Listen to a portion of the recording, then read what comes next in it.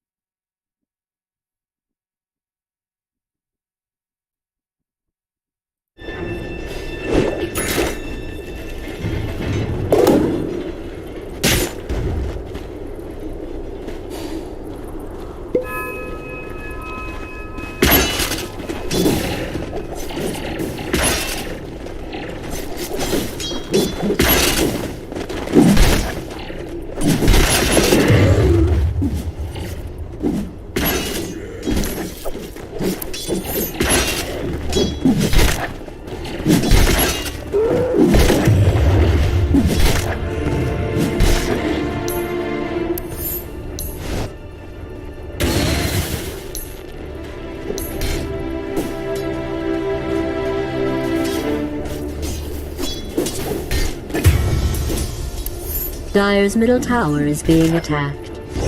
Radiant's top tower is under siege. Radiant has fortified its structures.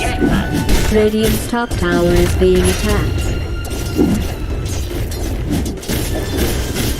Dire's bottom tower is under attack. Radiant's top tower has fallen.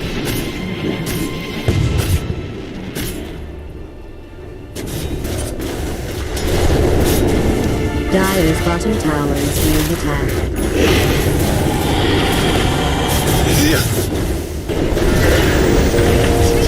Dire's bottom tower is under attack.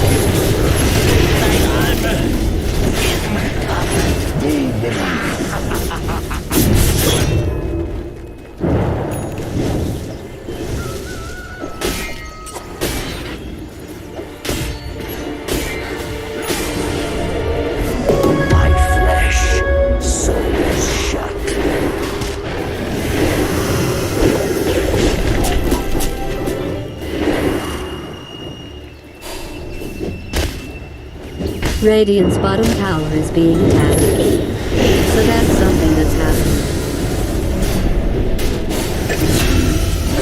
Radiant's bottom tower is under siege.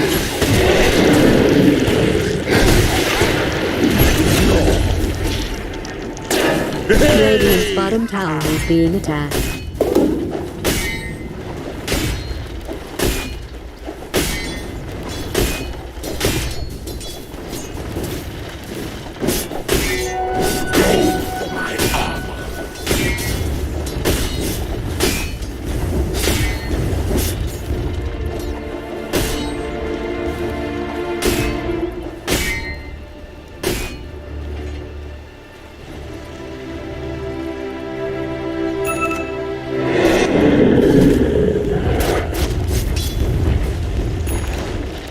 Dire's top tower is being attacked.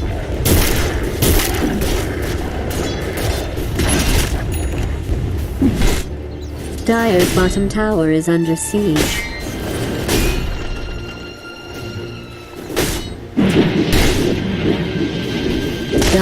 bottom tower is being attacked.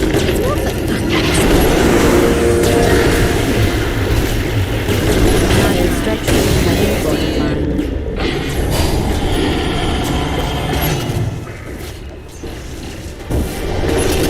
Radiant's middle tower is under siege.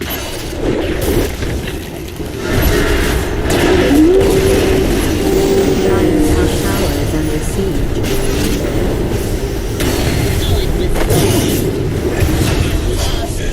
Like tears in the rain.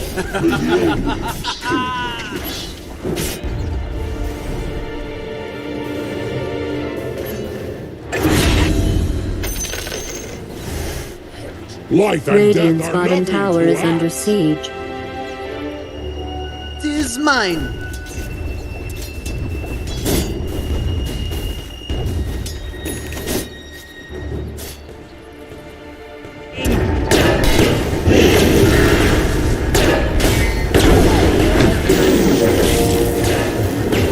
Dire's top tower is under attack.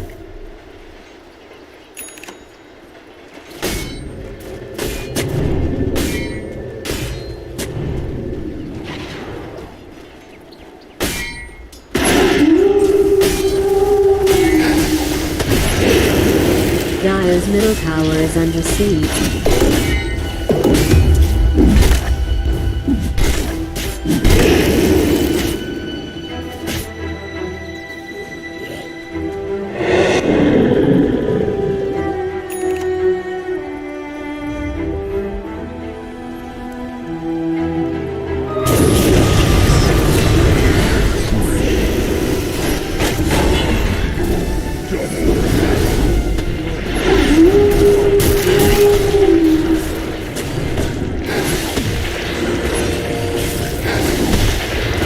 Dire's bottom tower is under siege. You don't even care. Dire's bottom tower is falling.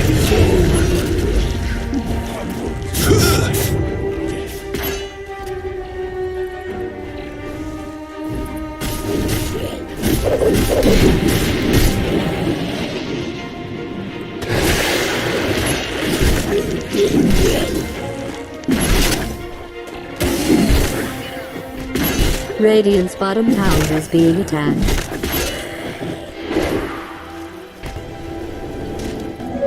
Comforting rune. Radiant's bottom tower is under siege. Radiant's bottom tower has fallen.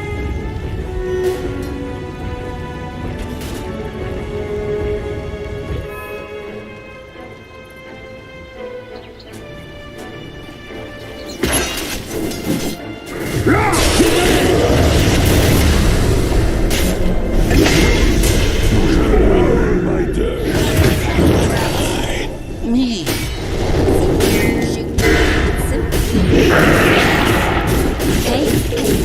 That was well done. Killing you was the least I could do.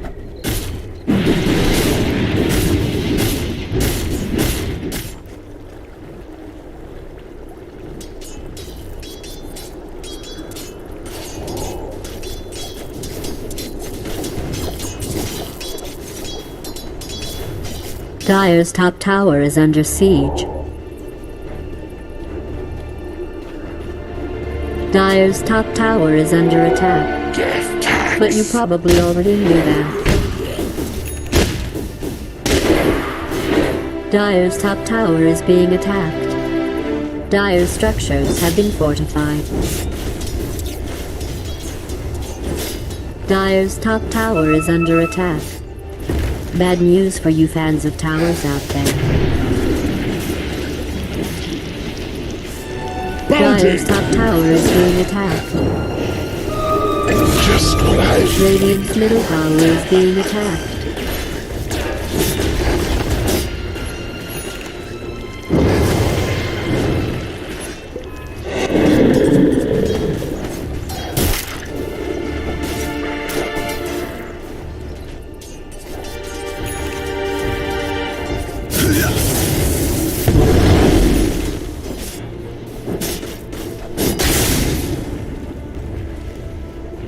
Dire's middle tower is under attack. It'll probably be fine.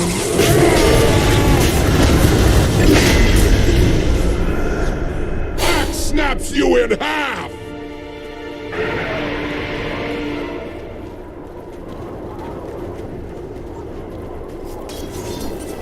Dire's top tower is under siege. Dire's top tower has been destroyed. Radiant's middle tower is under attack.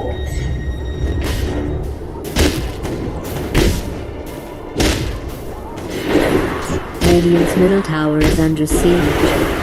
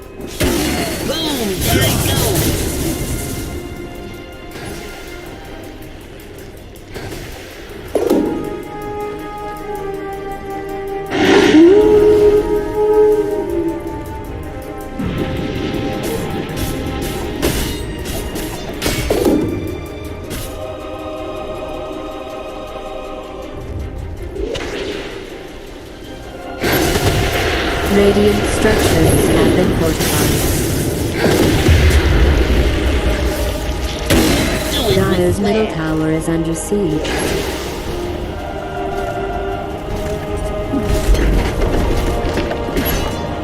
Dire's middle tower is under attack. Dire's middle tower has been destroyed. Hearing heat. My mechanism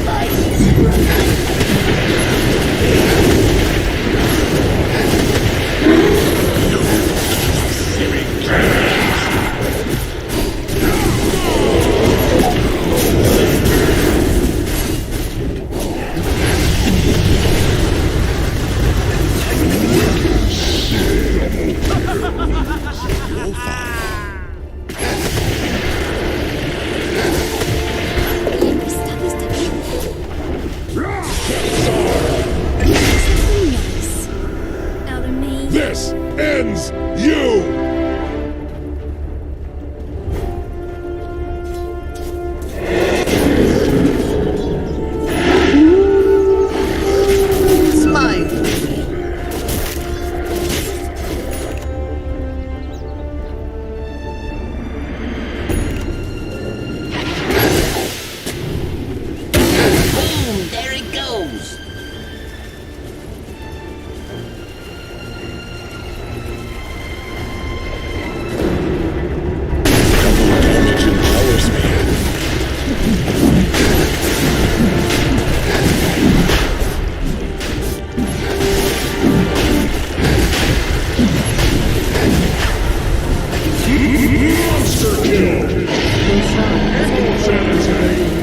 Radiant's middle tower has been destroyed.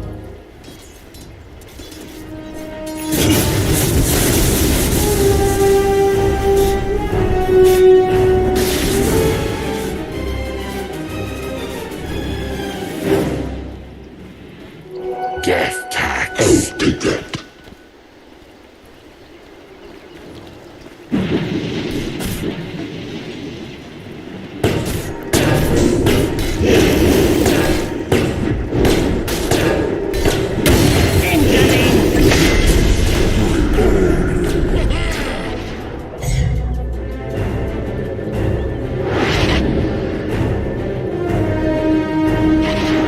Dire's top tower is being attacked.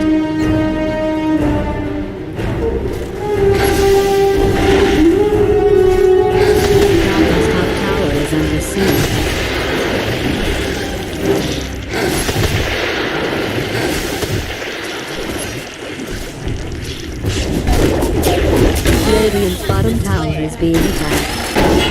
Not that I care one way or the other. Dire's top tower is under attack. Radiant's bottom tower is under siege. Dire's top tower is under siege. Dire has fortified its structures. Dire's top tower is being attacked. Dire's top tower has fallen. Radiant's bottom tower is under siege.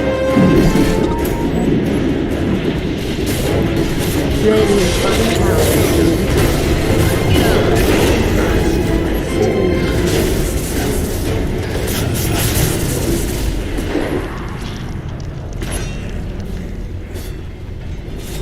Radiant's bottom tower is being attacked.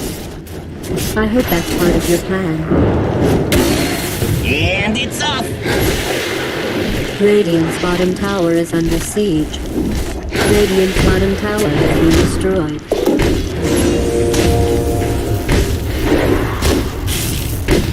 Godlike omen.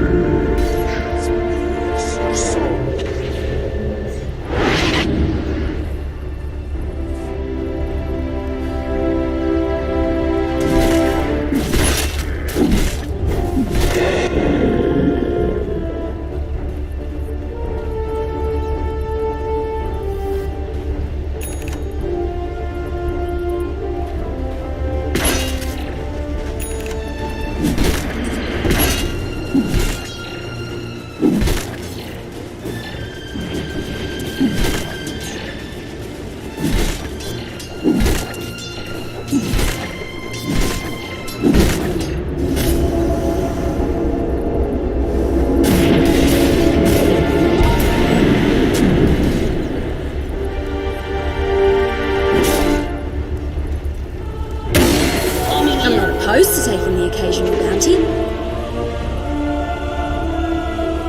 Good.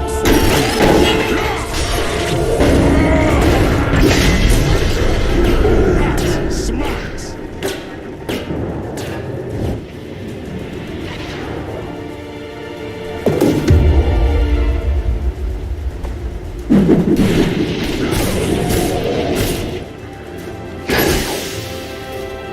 Radiant's top tower is under attack. You might want to look into that.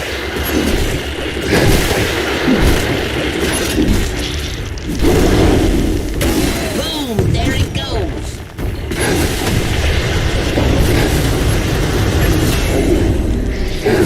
Dire's middle tower is being attacked.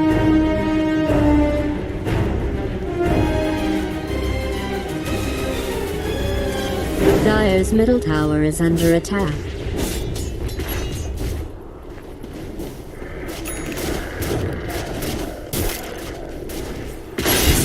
Dire's middle tower is being attacked.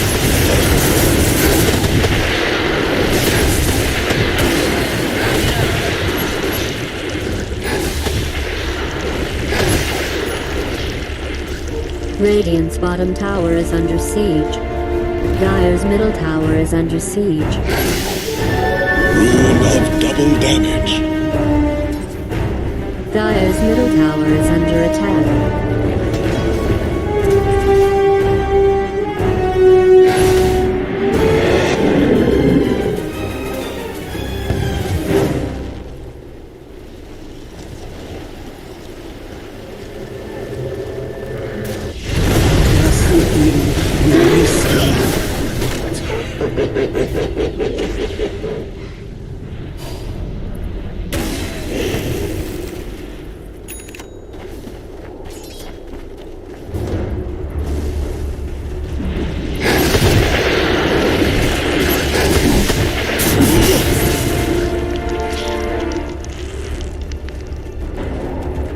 Radiant's bottom tower is being attacked.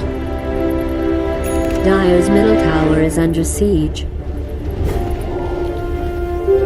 Deceptive rune of invisibility.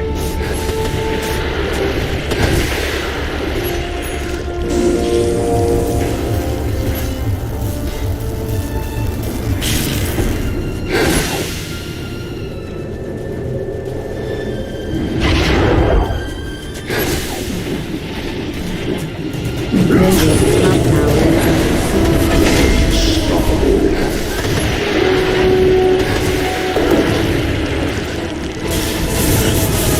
Radiant's top tower is being attacked.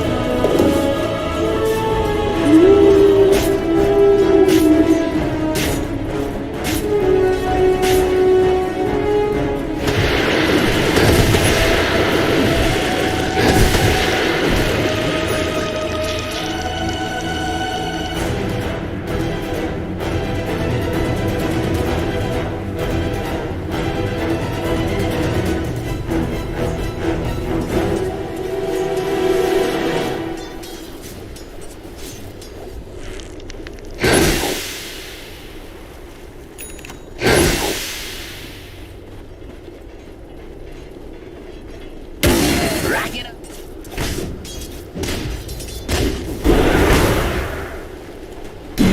Radiant's bottom tower is under siege.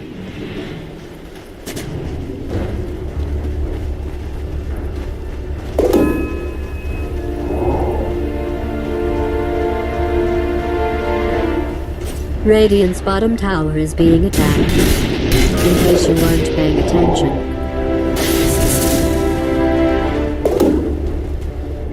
Radiant's bottom tower is under siege.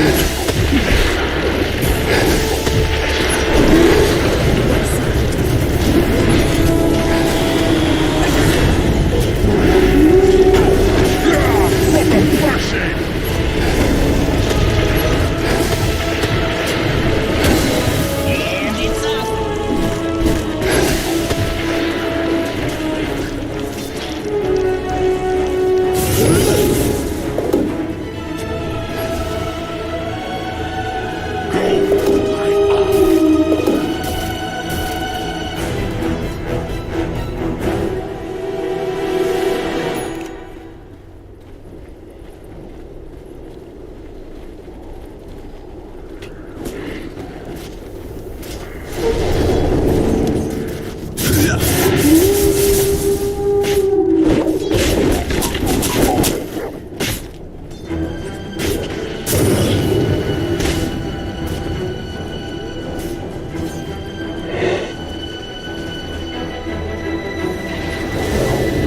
Radiant's top tower is under attack.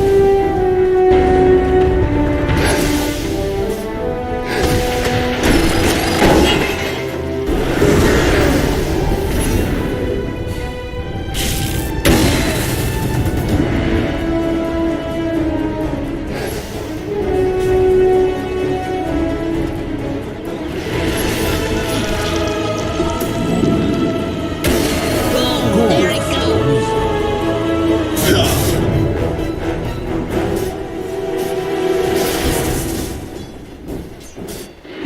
Radiant's bottom tower is being attacked.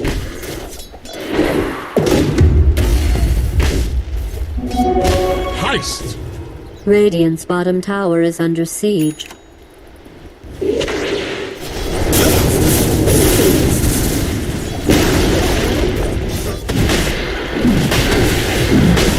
Radiant's middle tower is under attack.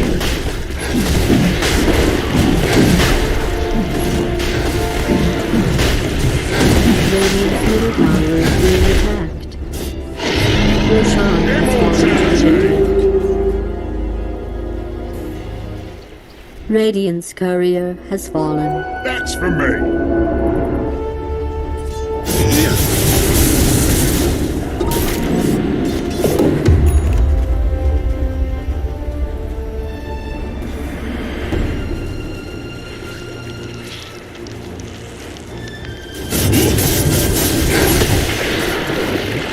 Radiant's middle tower is under siege.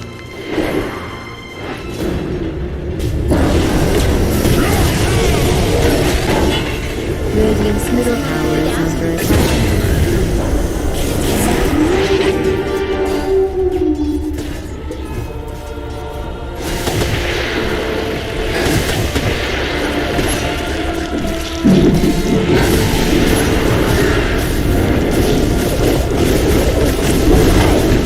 Don't turn your back!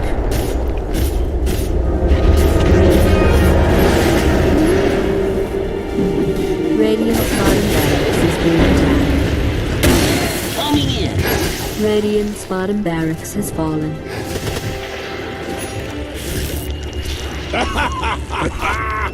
That was a mauling.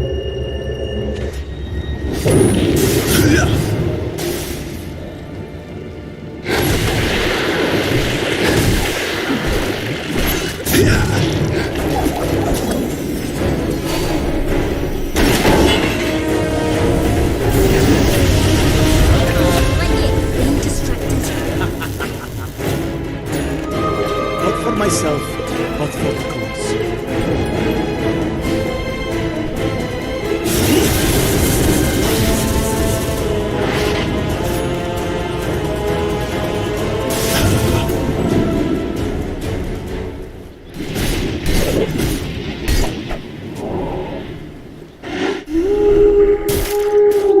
It is mine. Dire's middle tower is being attacked.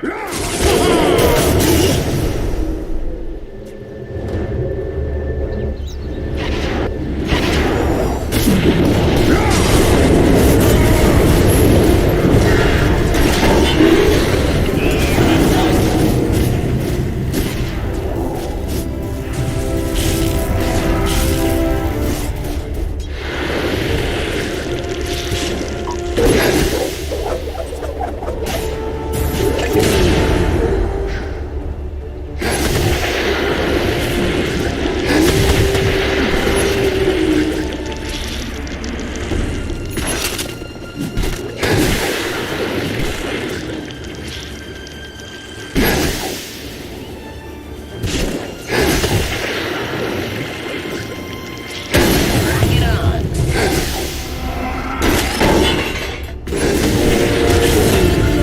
Lasting this long.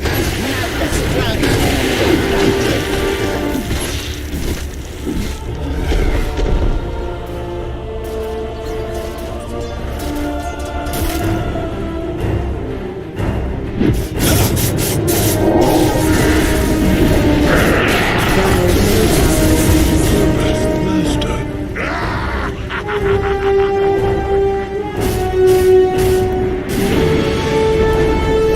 Dire's middle tower has fallen.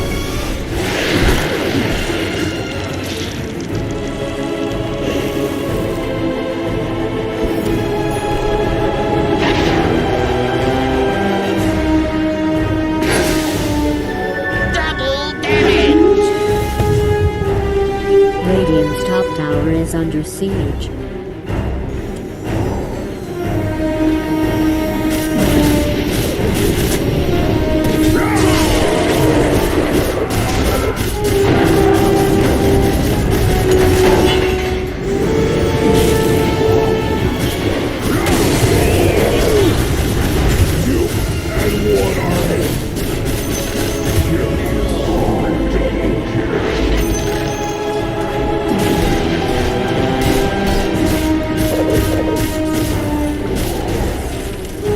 Radiant's top tower is under attack. Radiant's top tower has been destroyed.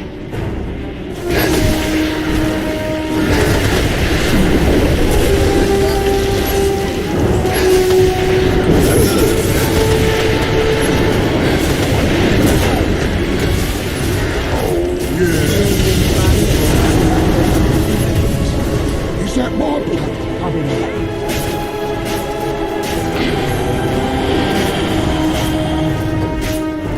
Radiant's bottom barracks has been destroyed. Radiant's top tower has fallen. Radiant structures have been fortified. Radiant's top barracks is under attack. Radiant's top barracks has been destroyed. Radiant's middle tower is being attacked. Radiant's middle tower has fallen. Radiant's top barracks has fallen.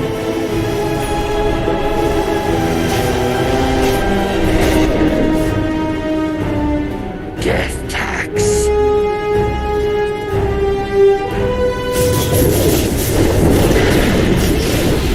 The hearth grows cold.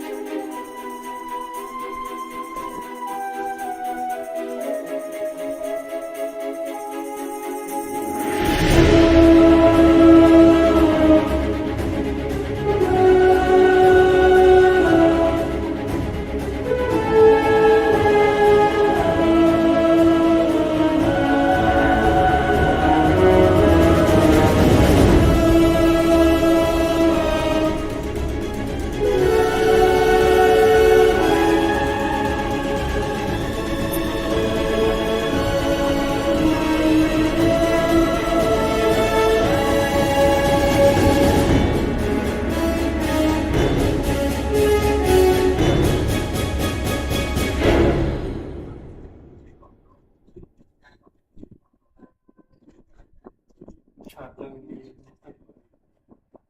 างโซ่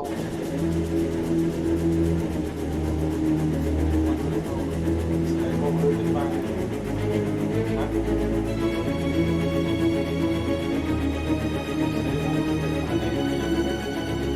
บางคลักเข้ามาเลยกับมือสไลด์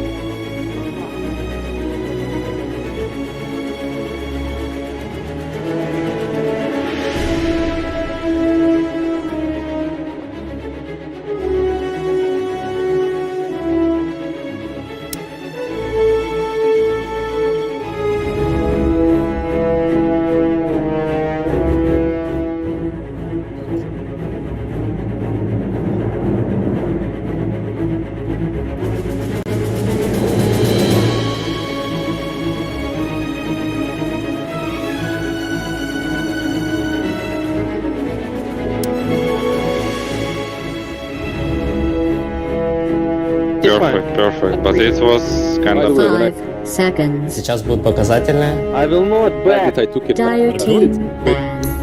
They were all too old. kalma lang kalma. Relax lang. Radiant team ban. Uy,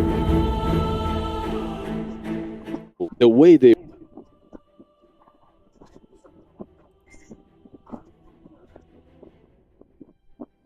Dire's ban. probably you should pubs, but How important is Marcy is going to be in the draft then? Radiant's ban. Bans are still up.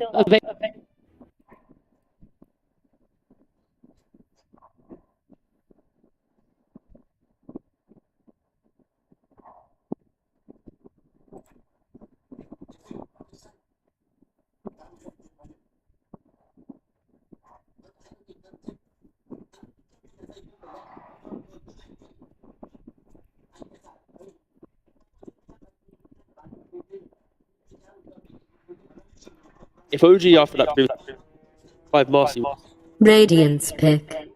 they'll just throw it into. Yeah. I wouldn't be surprised if we saw. even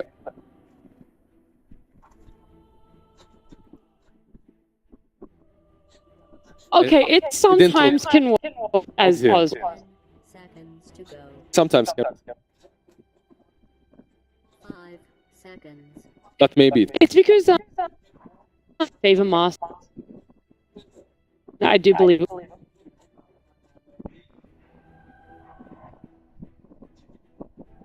So I see that reason.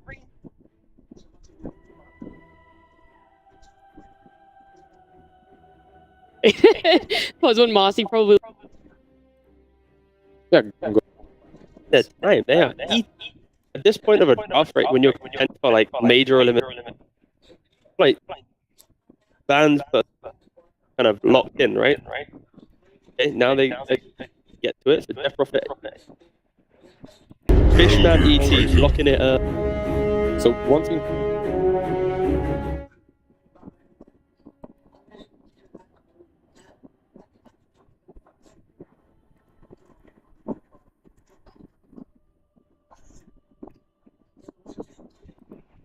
Undying? He is a little bit higher up in value. Shadow Fiend. Sorry for that one. Oh, I thought I was gonna send it. No, I was gonna make it more. Oh, sorry. I thought you were trying to like coordinate it. No. But OG at least like and like ET. Agi fragile. That's behind. Maybe that's why it's value.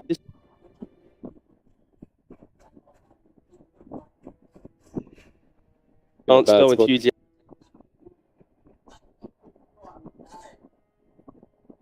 I'm. Enthusiast. Enthusiast literally starts with an E. Not together, right?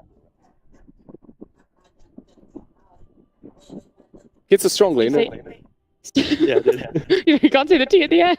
Sorry, I'm getting so distracted. I am so distracted tonight. No, fine. And so are the teams. Like the fact that their reserve time is just getting. Of course, this is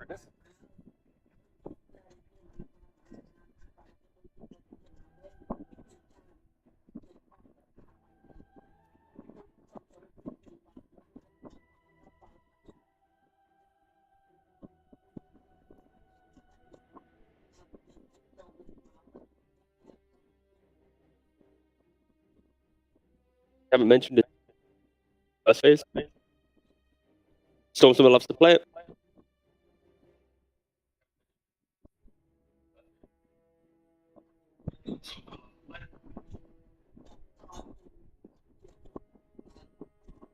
Now OG, but the niche. No.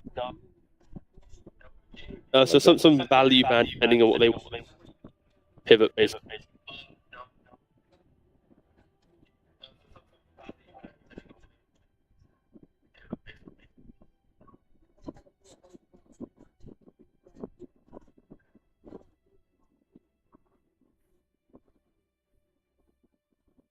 Got deleted.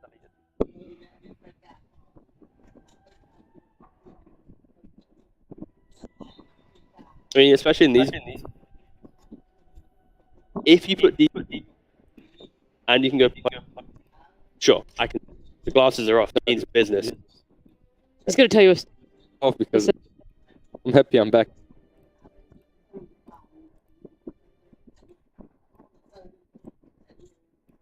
Oh, this yeah, is the yeah, TSM game you're talking about? How did I mention? I do want to point out, they do have this one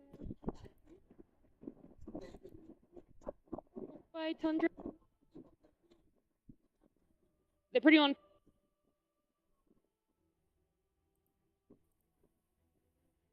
That's with this. Have been.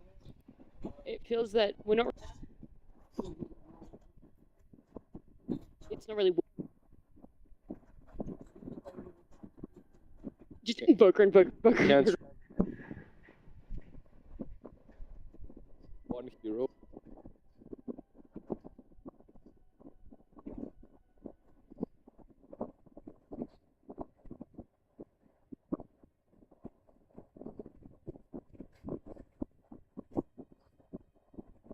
Prize.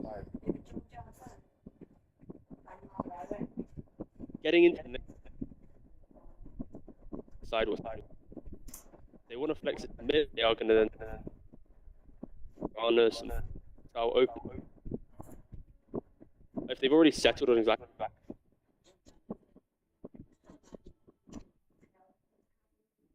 Second pick, even if you have flex, you can't. Yeah. Gold.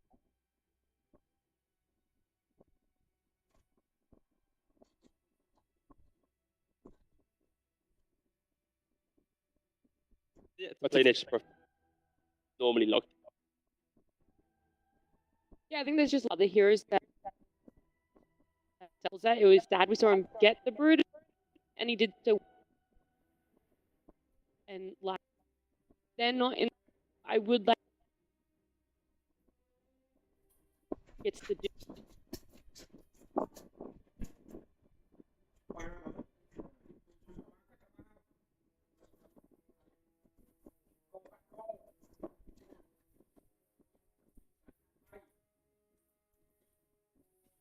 Sure.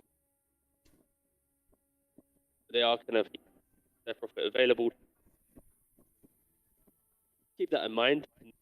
Here you kind of want just another lane. Their profit comes. You want to pick up a.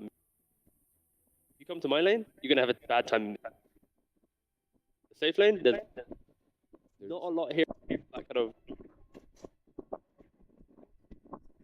argue that Shadow Fiends do stuff, but yeah, I'd be very surprised if OG.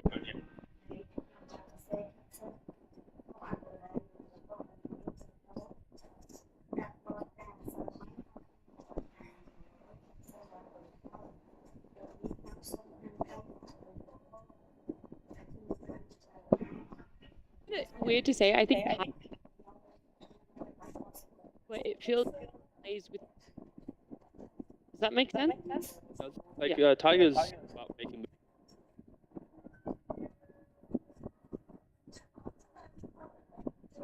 Make those moves. Not like OG. No flame to change. Just like the sits behind it. That's the enjoyer on that. Aren't we all? They did make the inroad. And it Game worked out frame. for them. Okay, so now they. Regards to OG, they are giving themselves this. Map make it one. Right forward. Upwards maybe. 4 hammers, like 5 hammers, take the tower. Within like a minute and a half of buying off cooldown every time, take the tower.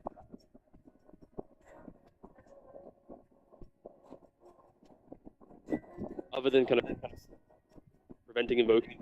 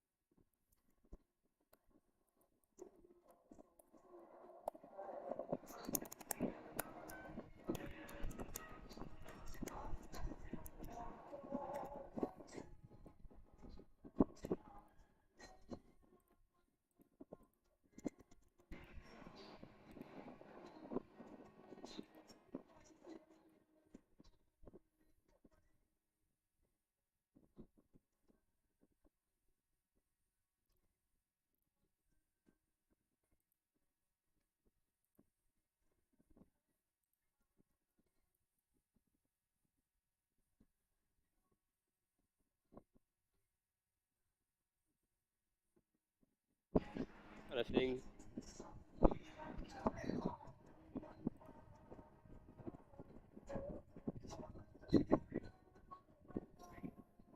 Obviously, they picked. Wait, into. Is this Marcy? Yes? Maybe.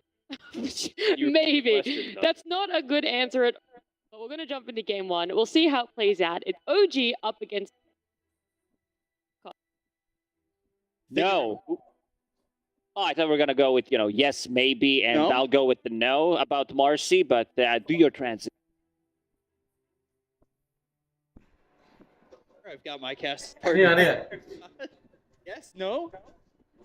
I'm ready to go, though. Entity, last pick, Ursa, looks really good for Ursa.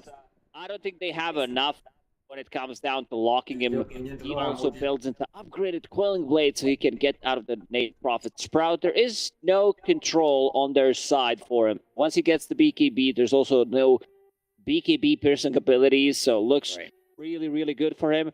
OG's lineup, I knew it sounded familiar from somewhere. They did play like the similar Tricore against Manaspa, Nature's Prophet, Marcy, and Invoker had Brood and Hoodwink, but you're gonna feel this power of Sidekick, Invoker with the Alacrity on Nature's Prophet, so lifesteal, extra damage, extra attack speed. Talked about that combo covering that game, and we combo of Sidekick and the Roche taking potential of it, the fighting taking potential of it, and talking and go. Kataome's in some trouble. Sunstrike comes down right on top of the clockwork, and it's BZM who draws first blood. Big commitment, 175 mana. Usually it missed the mid-range, mid-creep.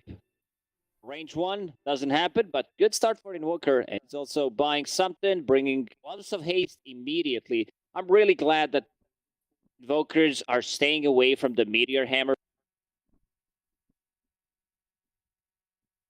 Drop. People thought, oh, this is going to be the next best thing.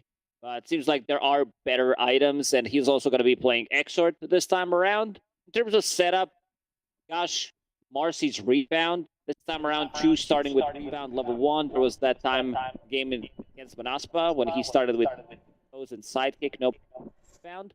So this time around, he will have a stun set up for Spirit Siphon disposed as well. Taiga getting some harassment here in the bottom lane.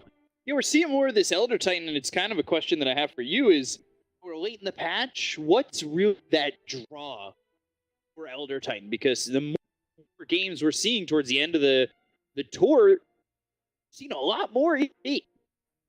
ET does pop up when the games really matter, I would say, when you like, oh, what do we want to pick? This is a 5 hero that does a lot of things. He's a strong laner, scales really well into mid, especially late game if you manage the items. It also provides vision. Like, we talk a lot about securing the Roche and also defending the Roche, one of the better heroes, stalling the game. Like one of the heroes that can like land a 2-3 man stop, send things up, stop Tidehunter's Ravage, rest of the team connecting. Saw good body blocks here. Yeah, Toby shot from death. Yuragi will get the kill, and it's already 2-0 here for G. Good start to the lane, and one with the Nature's Prophet to pay off. To that no talisman. Back to the lane. How this goes is right now 9-5 for BZM over mid. That first blood, extra 20 attack speed from Gloves of Haze that he immediately picked up. And also, not just going for straight Midas, also investing in some of the smaller items. You did mention this Null Talisman that he's bringing to the lane. Some good harassment on Stormstormer on the mid lane. Fishman needs to be careful. He gets close, tries to square up. Gush in the face, Fate Bolt, reducing his armor and damage. Now trying to stack here a little bit, not allowing them to pull. Out there. Damage. What some of these here. A lot on the Taiga just yet. It's got Fade Bolt available. Sunstrike, Telekinesis holds him in there. ZM's got another kill. Taiga will also pick up Bounty Rune, so this rotation, double the value from it. Said BZM getting those early kills. Not something we've seen so much with Invokers, right? We see a lot of Invoker in this region. Specifically, these two teams love to play Invoker. Sunstrike kills early hasn't been the name of the game. Yeah, so, some of the times we also do see Quas of X Invoker, depending on the matchup.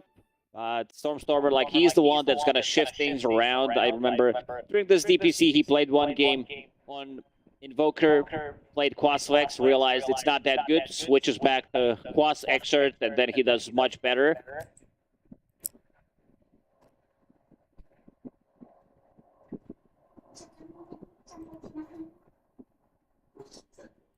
The net worth already is 600.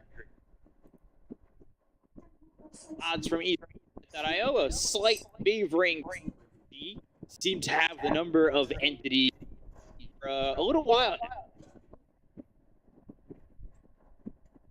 Lane and right into the cogs, so Yuragi siphoned and hit with that battery assault, comes into the lane and loses half his life. Not fun. Rebound. Else you could really go for. Toby's got no Spirit Siphons. Damage is not something you want to deal with, and BZM kill Watson.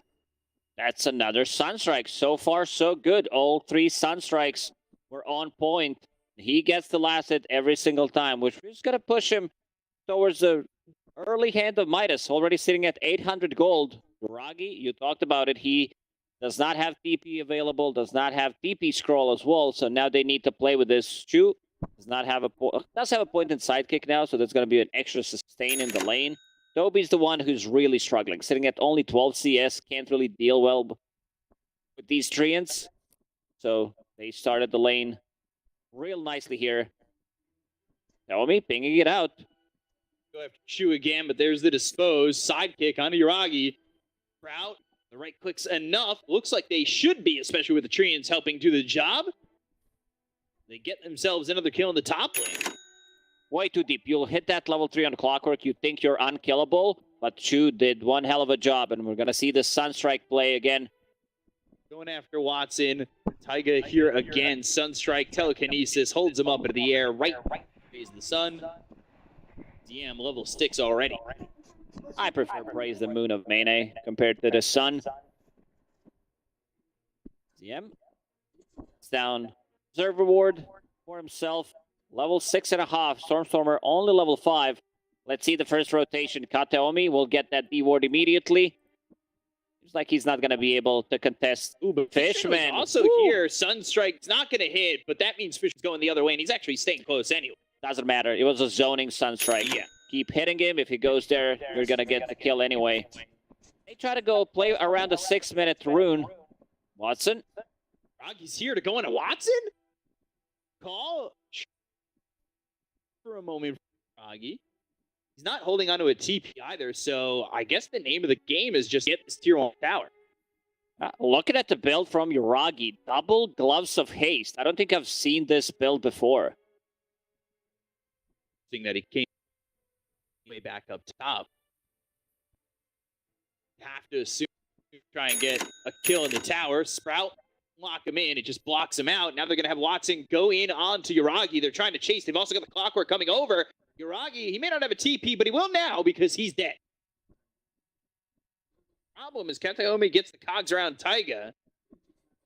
This is looking like it's just going to be a second OG. They gather themselves a lead and hand it right back with a move like this.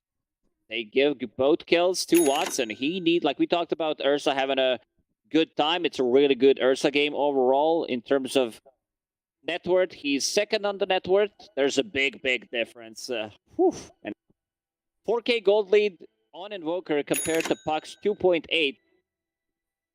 Hand of Midas already done 7 minutes into the game. BZM's on fire. Yeah, he got 4 kills already, and he has been involved with those Sunstrikes. So he's going to be picking up boots after picking up that Midas net worth, and that's going to be an issue for... I think Stormstormer's probably scared knowing that he is Invoker. Asher himself knows that if he gets that good of a start on Invoker, 6 minutes Hand of Midas, multiple kills, this is going to be very difficult to stop. Kateomi. Yeah, rebound, dispose. BZM's here with Cold Snap, and they get another kill. BZM now on a mega kill streak. 5 of the 7 kills have been this Invoker thus far. So OG coming into a very important last match of the regular season. That knowing tiebreakers are tomorrow. They are making a statement right now at the beginning. They are playing very aggressive, moving from side to side, having this global presence as well. Telekinesis into the rebound. Speaking of global presence, Wrath of Nature. So Toby hurt and surviving with a Spirit Siphon. Sprout on a Fishman, so they don't get that kill onto the Death Prophet. They'll throw a Rocket Flare up here. They don't have a hook shot to follow it up. Grip Swarm, Fade Bolt, both these heroes really low. Stormstormer joins in, and he's level 7. They'll go to the Illusory Orb, drop the Dream Coil down onto 2 of these heroes, but they've got the spread around Kateomi. They go and pop and snap this Dream Coil. Taiga trying to run, but the Illusory Orb will finish him off. They go to the rebound, look for the Sunstrike, but he'll die before it lands as they end up trading. Plans of Pursuit from Marcy slowed him down, and Sunstrike did not connect. I don't think he did the math on it. He's just like, oh, there's not going to be any kind of slow. I'll use the Sunstrike on Death Prophet. In the end, it doesn't connect. Toby lives, but they still are getting the kills. Uragi also going for Hand of Midas.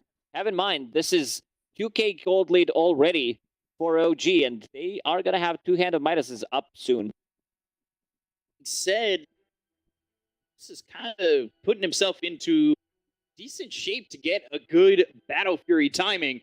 Toby now on the run, dispose.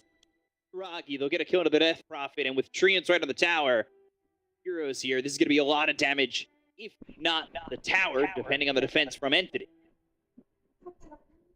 Haven't really seen much from Kateomi. He tries to get close with the battery assault, gets sprouted immediately, or he tries to get in, gets disposed.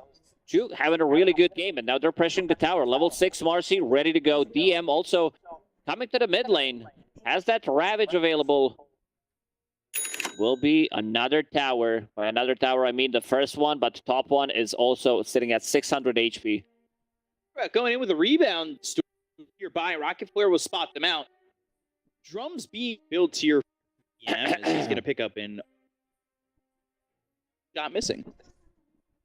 Not sure if they would be able to connect. Fishman was there. Maybe Stormstormer, but a bit low on mana. Also, his damage output is still limited. Watson trying to keep up with the farm of Nature's Prophet, but against Invoker, a bit too difficult. He had Way too good of a start. By all 2,000 gold ahead of Stormstormer. That's he getting kills everywhere. And I also like that he's going for these smaller items, like in the lane, Null Talisman, Magic Wand. After finishing Hand of Midas, picks up drums. Yeah. Finished, and Watson closing in. Battle Fury. Handle drops for the side of Entity.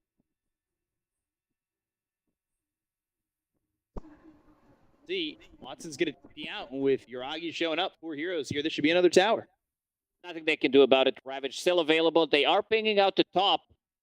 Dead Prophet, level 7. Still no point in Exorcism. Keeping a point just in case. Also doesn't feel too comfortable just popping it. He only has Kataomi behind him. Let's see if maybe OG decides to defend this one. DP available on Marcy, Invoker, even Tidehunter. Like, everybody has DP available for OG because they've been moving by foot. They did not commit any DP rotations. Heroes 2 showing. Could be tough. Rocket Flare spotting nothing. And it's going to be a tower for free. Bad for Entity to get something out of it, and they're going to Bounty Runes as well as a Dream Coil. Drop down onto Marcy. Try to survive with that ult. Hook shot used, but Kataomi goes down before Chu. Kinesis, Sprout blocking Toby in, trying to Spirit Siphon to survive. TP attempt, but the Tornado stops it. BZM, the rest of his team should have the control to get the kill, and it's going to be Taiga gets the final blow. Even Ice Frog could not help Toby. Trying to TP out there. Triple Spirit Siphon. Commits everything he has just to get out, but not enough. NATO was still available. And in terms of trade, they only kill Chu, who is position 5 in this game. Maxing out Sidekick, which I'd really like to see on position 5 Marcy. So you will have this big Nature's Prophet that we talked about.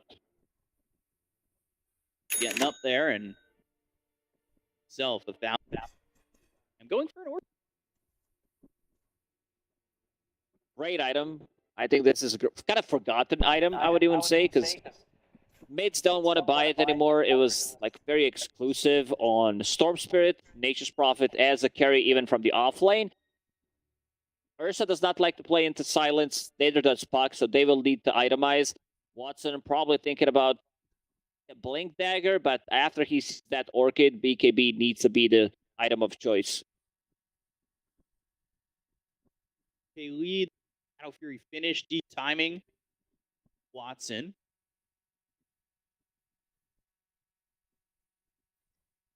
Stacks here.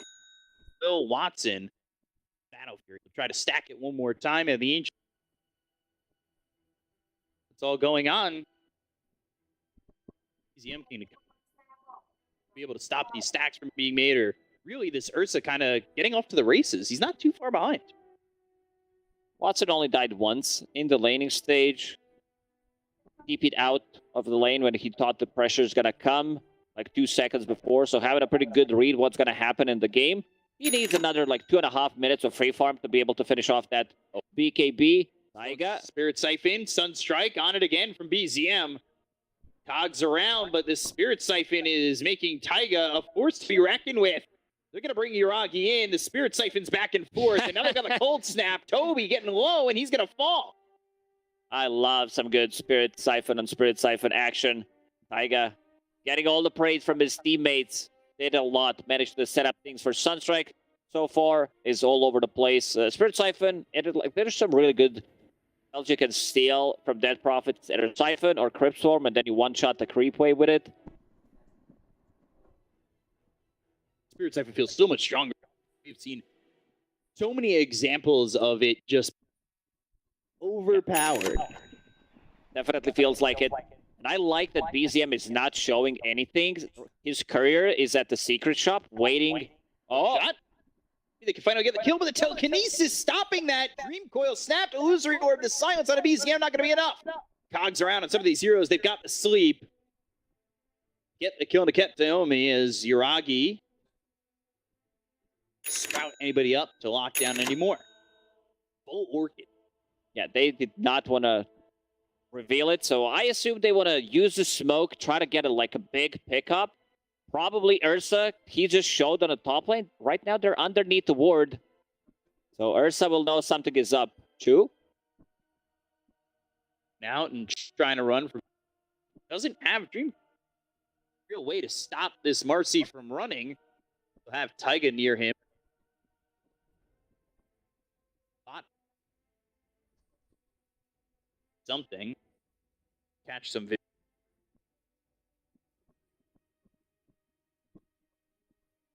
Exo winning Rift, silence on a 2, and that is a quick kill on a 2. Taiga with the illusory orb trying to jaunt to it, but he's been silenced. That's going to be 2 kills for the side of Entity. Hook shot thrown at DM, but that will whiff. They're getting all the kills they can get. That Prophet, even using Exo, not going to be able to get any tower damage done with it, but still, a kill is a kill, trying to delay the game as much as they can. They feel like this Ursa could take over. It's just that he needs items. He needs these BKB. Watson has been sitting in the triangle. Froggy trying to go for a sneaky one, but not fast enough. Wanted to block the camps inside the enemy triangle, so stop Ursa from farming. Jungle with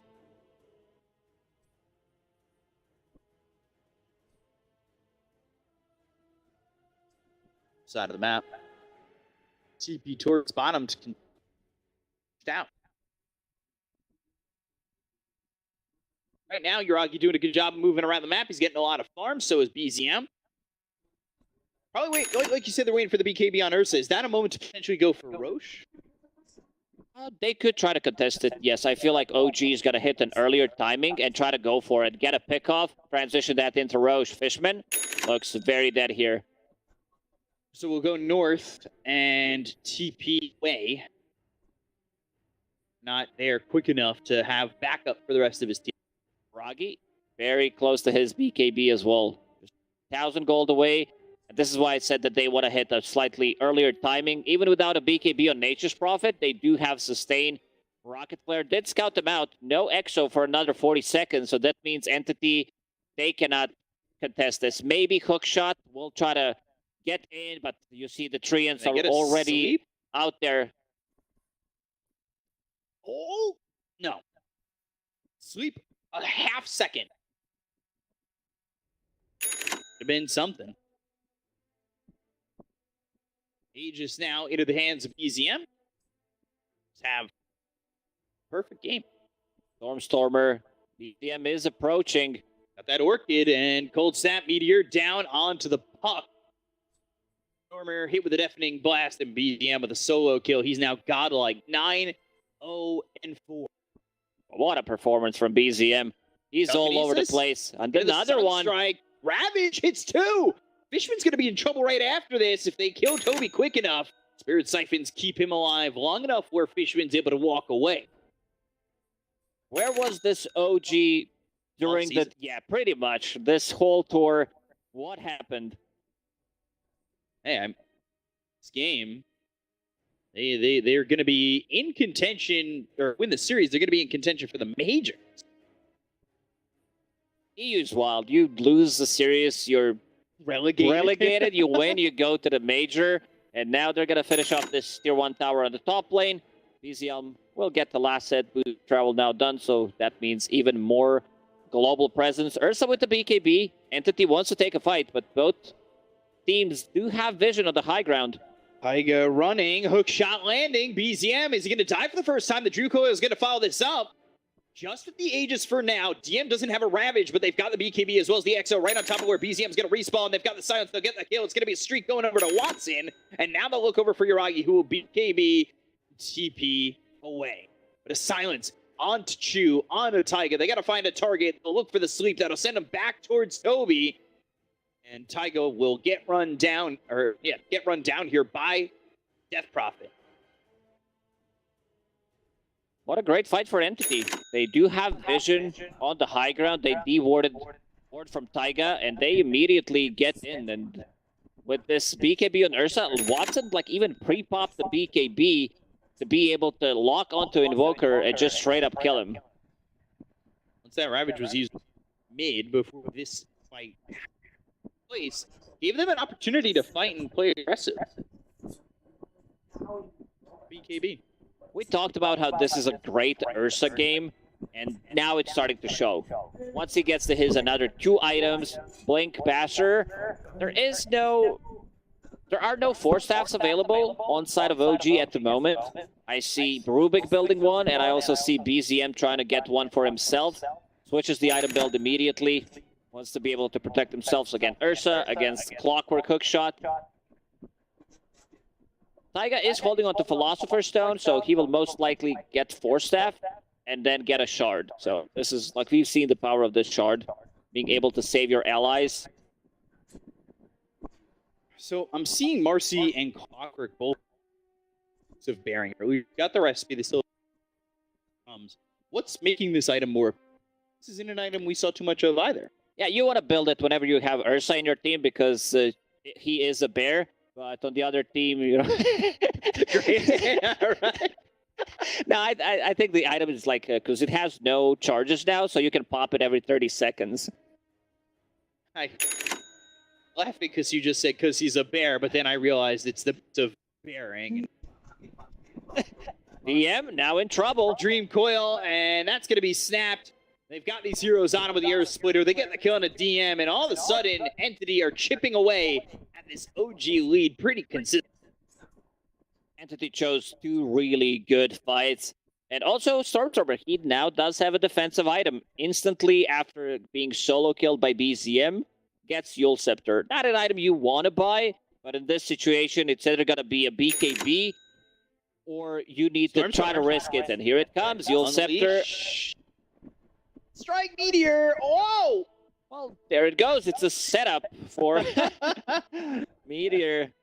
For a 480 pure damage Sunstrike and Meteor. Did not have Phase Shift available. He's got to drop. 4 staff now finished on BZM. That's going to be his defensive duel against Ursa and Clockwork that we mentioned.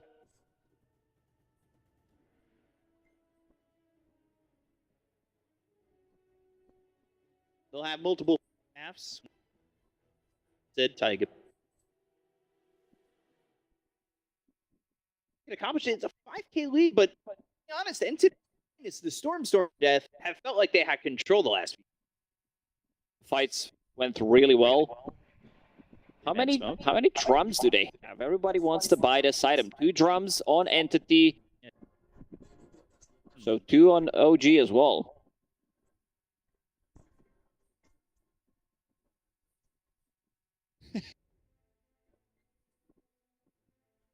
If anything can be accomplished with Man Smoke. They don't need more, because other heroes do have a global presence, so you can TP onto summons. Ragi, also 4 staff for himself. They understand the importance of it. We've seen time and time again, previous DPC Tour, this one as well, even after the nerfs, extra 50 mana. Still an item that wins you team fights. Strong item, and there's that Hurricane Pike being pushed there for Yuragi. Just about having therefore Taiga get staff, but he's getting real close. Togs.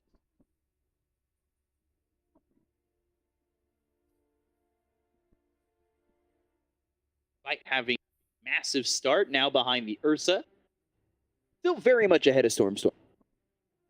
Yeah, it's just like both offlaners are not getting too much. Yeah, I'm trying to go for Heaven's Halberd. This is a huge item against Ursa. Gives you evasion, gives you that kiting tool against him, especially if you use it pre-BKB and then he pops it. Yeah, we saw Heaven's Halberd and how strong disarming was earlier in the morning here. It was 2 Heaven's Halberds plus Lucky Shot on Draw Ranger with Divine Rapier. We're talking about the China games that we did cast in the morning. It says 6k gold lead for OG, but I still feel if EXO is available, that they can take the fight. Coil onto Split Earth, 3 points in natural order, and then Ursa jumps in. Ravage, Sunstrike, and Dead. Stormer. Way to survive. Tiger. He's gonna get in the middle of those sleeps, so survives, throws down his own spirit. Try to fight, but they've also got Watson and Tiger. Watson did not die for 20 plus minutes. I think he died once in the laning stage, this early death, but so far after that, managed to find the farm. Eventually, like if they win one fight, if he takes next Roche, he's going to be taking over on the net worth lead. Yeah, I wouldn't be surprised. Problem is they're down a lot at the moment. With Exorcism, with the Dream Coil, they can fight, but we've seen how fragile that It is. If he lands a good Ravage into Meteor, like one Rubik's lift, couple of right clicks from Jiragi, heroes are going to melt, so they need to be the one getting the jump. They need to delete the hero instantly. Roshan, 2 full minutes. time, I guess, to finish off an Abyssal Blade, which might help going forward for this Roche fight. But more importantly, I feel like it gives opportunity for Storm to get his next item. Kind of shut off. Not sure if he's going to be able to find anything in the next couple of minutes, like in those 2 minutes, sitting at the 1,000 gold at the moment. They would definitely love to have BKB on Toby for the next fight, because their damage during BKB is very limited. So if they pop those 2 exos, start running at people, will get kited, of course, with the 4 staffs that they have, because right now they do have 3 of those. Yeah, the lockdown for Ent is outside of Dream Coil kind of lacking. We'll have the Abyssal, that'll help a little bit. That problem. Never mind, he switches things around, which I kind of like it. Going for Nullifier against those 4 staffs and also removing Sidekick plus Alacrity. That's going to be massive. Yeah, we'll see how the Nullifier does, and if he commits to it. Obviously, when you're seeing players kind of switch.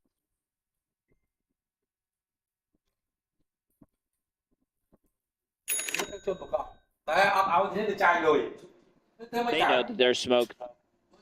Yeah, Ravage is available, but Ogre Seal Totem.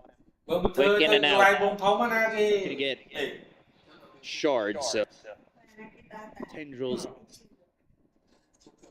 Ursa can kill Tidehunter during Coil if he commits with a BKB, but then again, he double force him if he has buyback available, which I believe he does. Never mind, he just bought a shard, so not going to be available for the next fight. Bottom lane is pushing in. BZM did kill that tower because they have Nature's Prophet plus Invoker constantly pushing. Yeah, so now that Roche is up, they're in on the pit. The Sunstrike grant them some vision. They need to make the move. Not now, but like 5 seconds before. Not now, right now. Another overpower. This Roshan is going down. Seems like OG, they're not going to contest it. They're drawing on a minimap. Push bottom, push top. Ursa picks up Shard and Aegis for the next 5 minutes. I'm a little surprised that they allowed that to happen. They've got Ravage. They set up near the mid lane for so long, looking like they were going to contest. Definitely looked like it, but did not want to commit. Instead, killed the tier 3 tower bottom, almost killed the range barracks. Let's see if Ursa decides to swap things around now that he doesn't have a slot, so maybe in the end decides to go for Abyssal Blade. Or if he wants Nullifier, then needs to swap his BKB most likely, because you want to keep the other items.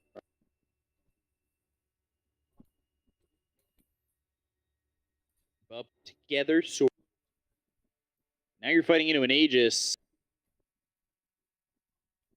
Dead if break top of the network. It's getting real. Just needs a fight to happen. Spot vision of DM for a second. What an Seal item. Totem, and that's going to be just as good of as a 4 staff. There's the Heaven's Halberd with the BKB. They go to the Ravage, and it lands on the 2. Steal the Crypt Swarm. Watson kind of caught out. Nobody's here as he's been kited for the most part. Tornado lands on the 2. Sunstrike, Tendrils of the Deep. They take out the Aegis. They also got the kill into the Clockwork. They're going to look to get themselves another as the Dream Coil comes down. As Toby's going to be around the back with the Exo and the Spirit Siphons. Ursa Watson can't trying to hit them. But he's been hit with the Heaven's Halberd. Ursa can't hit. Watson going to go down to Taiga. Toby looking like he's going to be next. And OG having a much better fight than before, and they just obliterate. And this is what we talked about, the kiting potential with these 4 staffs. Ursa tries to get in. Hookshot connects, but Ogre Seal Totem. Then the Heaven's Halberd comes in. Ursa in no man's land that like switches target. I think he tried to go for 4 different heroes in that Yeah. fight. And looking at how much damage he dealt, 1,000 damage. That's about it. damage that Yoragi put out at 5,500. And we saw how quickly they could push these towers. They're going to look to get a bottom set of racks. They've already done some damage to half. And now the power of Nature's Prophet. Alacrity, Sidekick, Bongo Drums. Catalina out there. Telekinesis, Meteor, Tendrils of the Deep. Hookshot comes in. They've got the silence on to 3, 4 heroes. Toby now on the run with the Spirit Siphon. Choose trying to get the Dispose. He'll send him back, and now with the Unleash, is damage enough? Crypt Swarm, BKB. Toby, though, is he going to be safe even with the BKB? Yoragi backs off of it. Nature's Call. Watson goes in. The right clicks onto this. Nature's Prophet, but the 4 staffs, are they going to be too much? There's 1. There's 2. And now it's looking like they've gotten far enough away from the Ursa. They'll get the cut of the Clockwork with the Gush from DM. It's just showing the power of 4 staff. This item is too damn good. They get the barracks, they kill 1 hero, there's going to be double damage available. They can go in again. They don't have like any big commitments. Ravage is going to be back online in 20 seconds. So they can keep pushing. They can try to lower the BKB cooldown. Watson, 1 still on cooldown for 55 seconds. So if OG's keeping the track on it, they still have another fight. UZM, Boots of Travel is available. Rejoin the fight. Piontrians. Looking really good for OG to set up to win this first game. So much. This is just big problems for Entity. You're going to start to lose the map very quickly, which means that this net worth lead is just going to casually go up for OG when you're not allowed to farm anything. If Entity misuses Exorcism, BKB on Ursa, they lose a fight, they lose a game. Right now, in terms of buybacks, Ursa has 1. And that's about it on their side. Clockwork, which is not the most impressive one. 3 minutes and 40 seconds until potential roast spawn. Not sure if they want to wait for it. If they get a pickoff, OG's just going to run at them again. Yeah, they might wait with the stakes on the line, considering it puts potential major tiebreaker rather than... Yeah, they also have a lot of gold saved up. BZM wants to get that Hex, and here it comes. Got to pick it up. Froggy also sitting at 5,000 gold. Hand of Midas. There's the smoke. See if they make the move. Got the Ravage back available. Also big item. Another Heaven's Halberd on Chu. Can't. Needs like 100, 200 gold to finish it off. And also, looking at the neutral items. Asterisk on Marcy. So, great against Ursa. Great against that Prophet.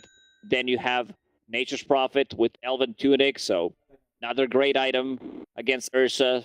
OG. Blessed by Dota gods as well. Constantly be game, and there's the nullifier. We'll see how it works out for Watson. Now he wants MKB, but I don't know if he's going to even have the time to farm that item up. They're the ones coming forward with a 5-man smoke. Nullifier on Tide. DM got that nullifier before Ursa, I believe. So they can lock onto Puck and actually kill him. Silence. No Yule Scepter gonna come through. If you use it on Ursa, you're also taking away a lot of his damage, moving overpower from him. Ursa with no overpower is just a teddy bear. No overpower, getting disarmed.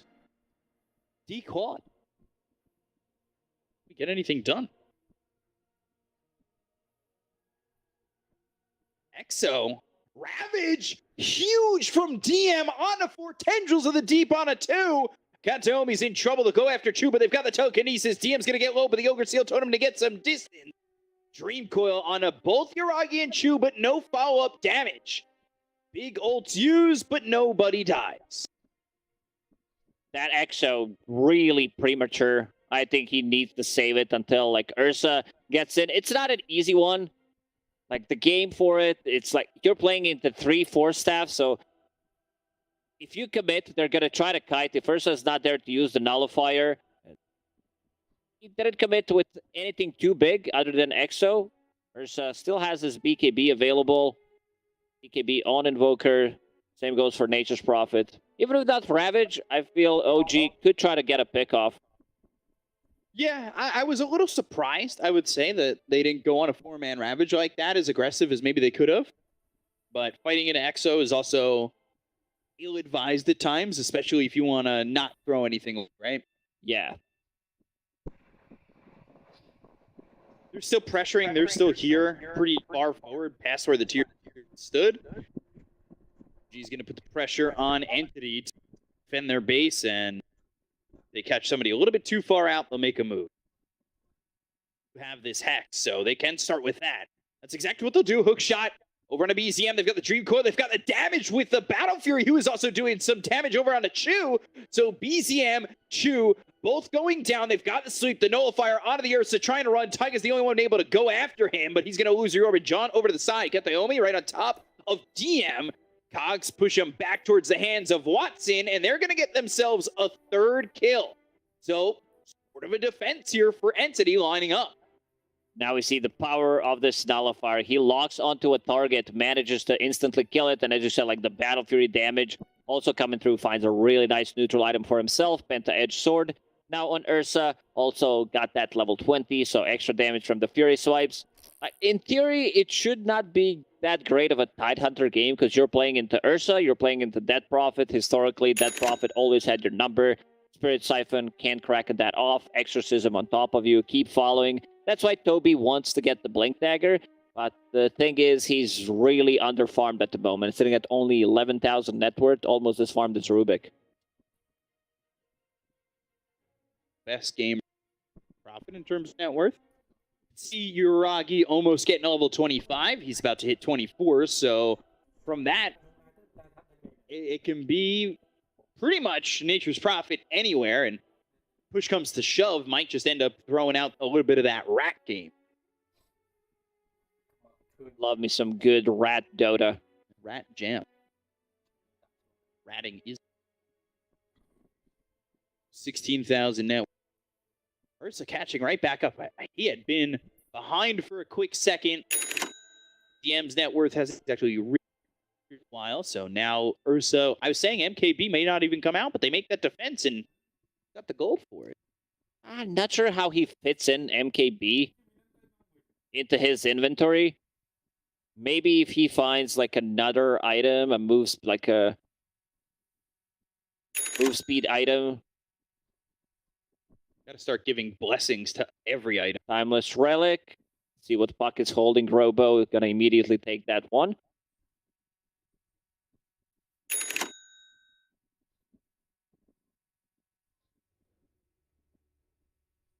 Sphere Puck next. Roche with... The OG last time, they didn't even contest.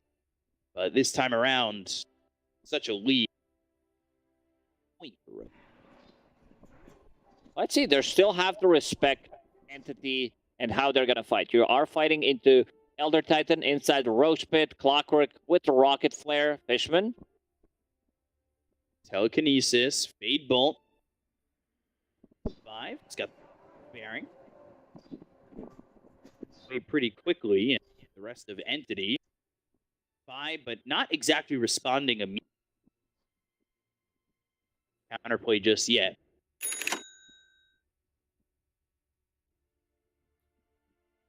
Tough at the moment.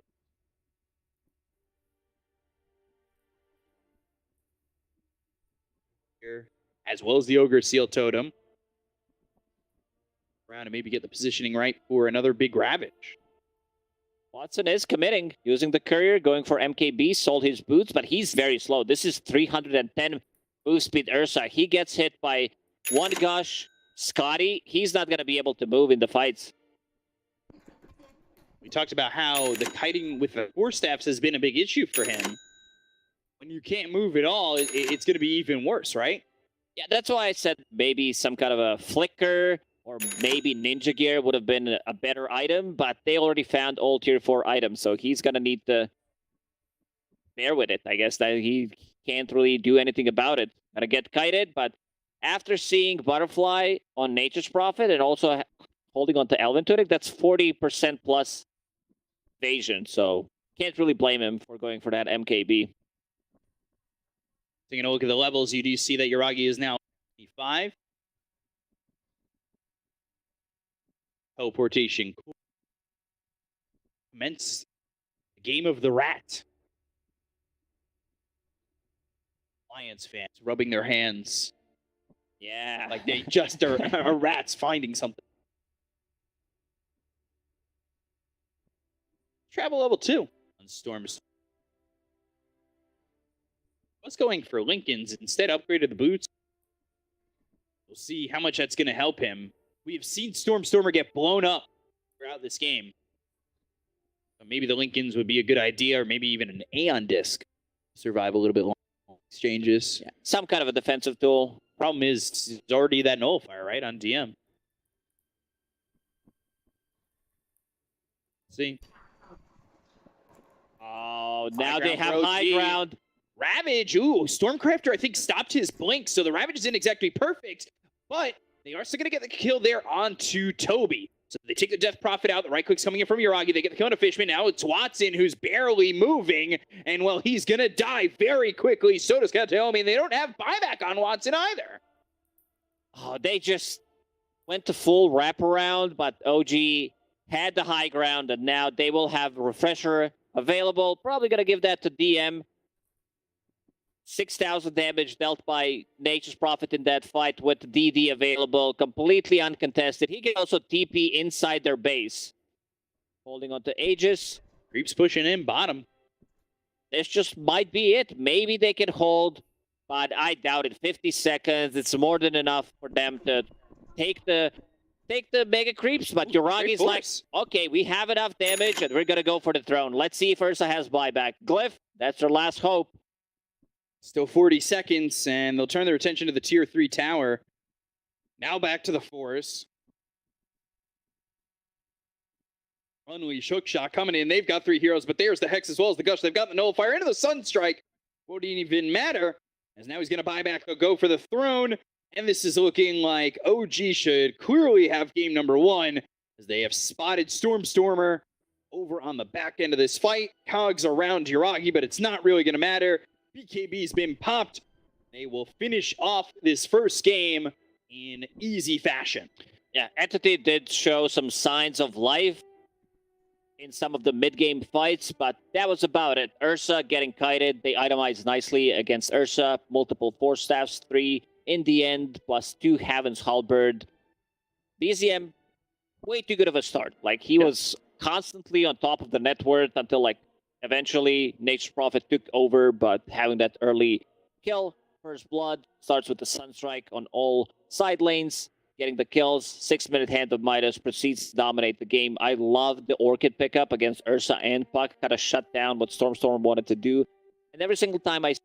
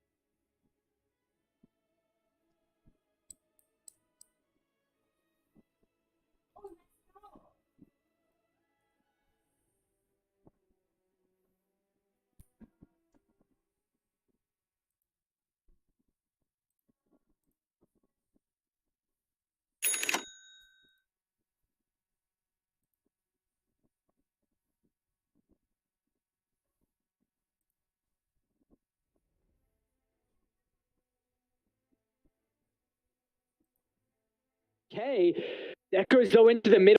It's a huge combo out of the primal beast. All the health just gets ripped apart. And now they can look to charge down another. Jimmy actually will be able to slither out and TP. So in the end, I thought they were going to get a third kill. Nonetheless, it is once again a skirmish that goes the way of Meteor. They're still hunting for him, but yeah, he's long gone.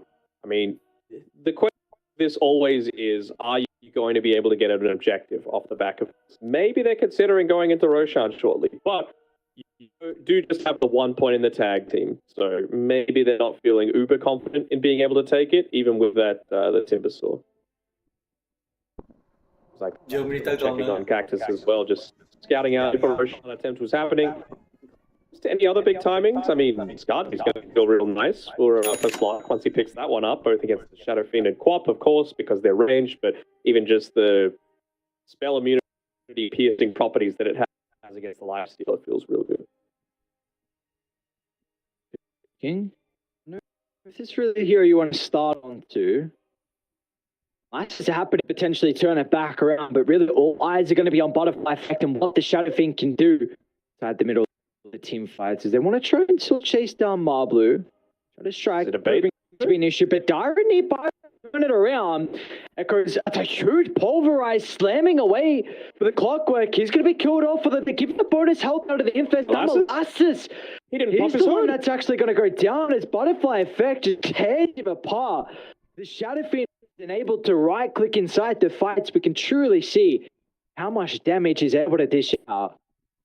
Wow, he got so much HP back from the Infest coming from Summer. And look at this. He's even gone the level 10 talent for the Lifestealer, the Infest damage talent, which is something that we really don't see. So you can tell that they're a lot more reactionary Dota. It was a lot of unexpected damage that they had coming out the other way. Yeah, you still lose the Quap, but really shouldn't be dying there. And I just mentioned the importance of him just not popping the hood.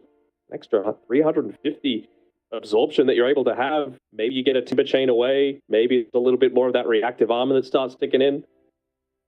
So I'm going to stick with it. Odd Dota happening right now. Yeah. Lots of mistakes that are uncharacteristic for both of these teams.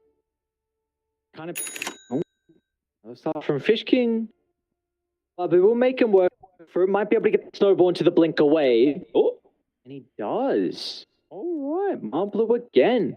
Very nice done. Simultaneously, Butterfly Effect almost getting caught off guard, but the instant use of the Shadow Blade is going to keep him healthy. So this odd Dota, though, looks like it's kind of favoring Brady. I mean, Cactus still only down 1,000. This is, again, a tri-core lineup, and you're starting to get a lot of farm on these heroes. But one in particular that is struggling is the Queen of Pain. So maybe it's not that true fashion tri-core with how much farm that the Quap has, but Butterfly Effect is really the one that you've got to be cautious of, as TZ will go down as a result to this. So just a singular kill onto the Snapfire, but there's going to be a wraparound.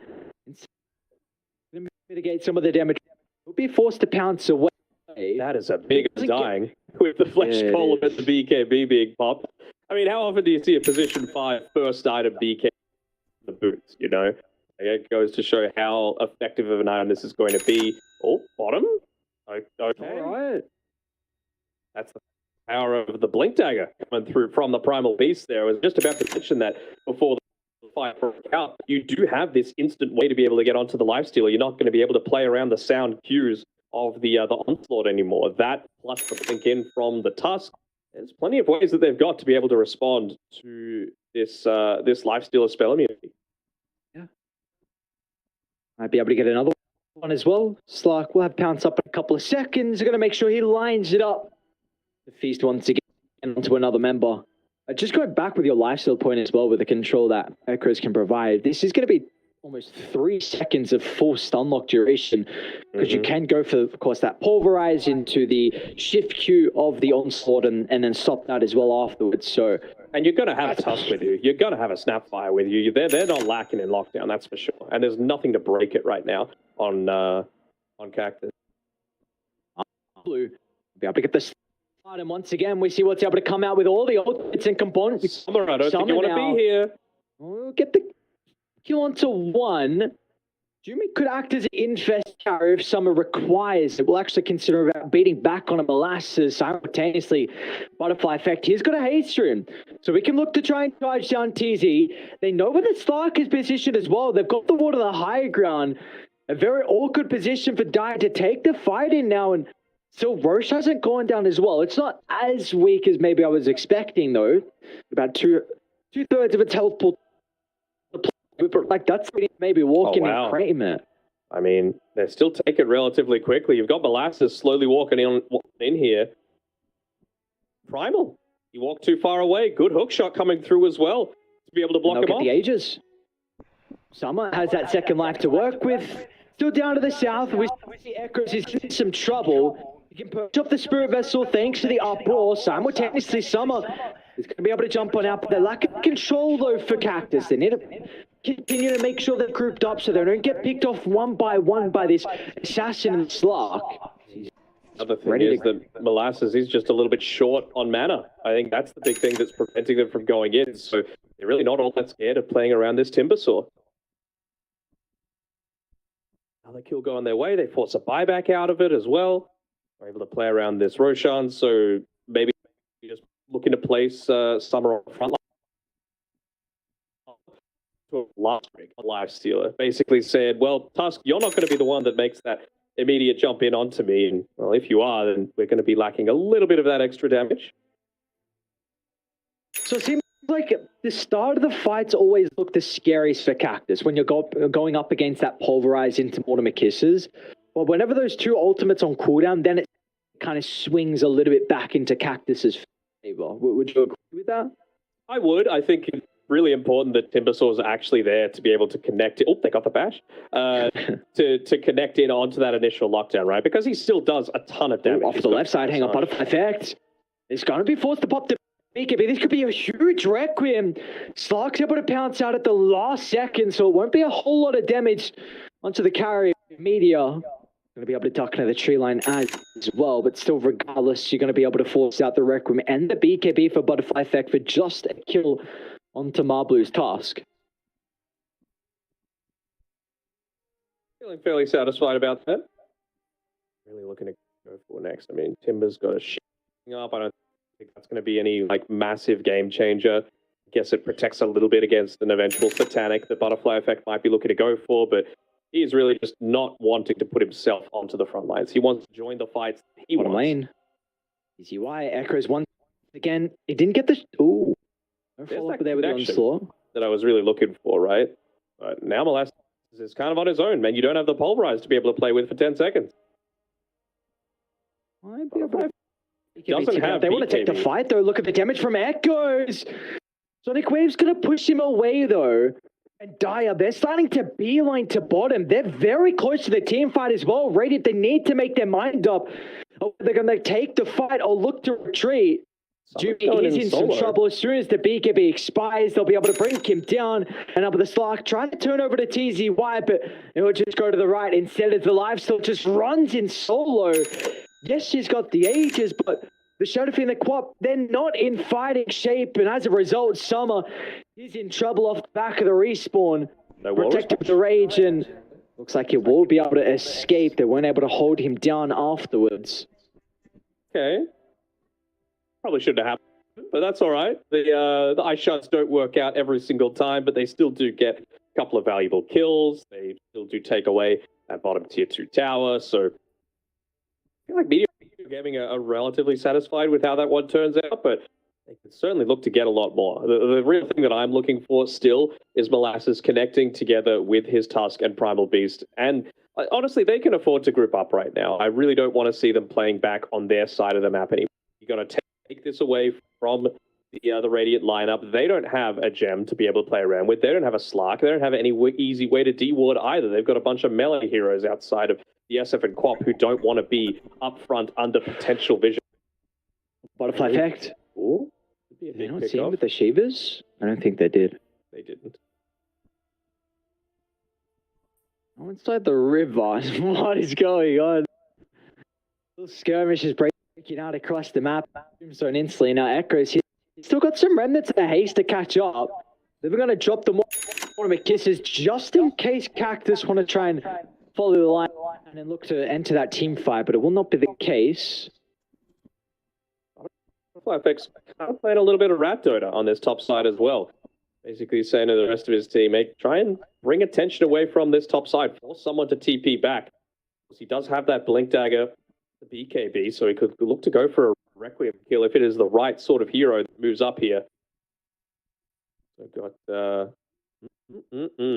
fighting underneath that that observer ward still inside the jungle. I'm a little surprised at how de-warded this dire left side of jungle cliff ward has remained available.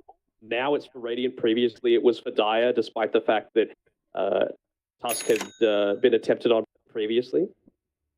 Blue, he was even hunting a little Shadow Fiend, but not able to catch him. He's got his own BKB, a lot more confident in just being able to run forward, not be forced back by the Requiem coming through. I have to say, even though I haven't really loved the pick overall, I think TZY's waves have really been on point, especially protecting the Shadow Fiend when he has that BKB already used. Moblu actually jumps. Not really the start they're hoping for a Meteor. Butterfly Effect should be able to get the kill after the snowball. Oh, he popped BKB as well in a Meteor. Can they take the fight 4-on-5? Echo's going to find the opening for the Pulverize. Slark's on top of him as well.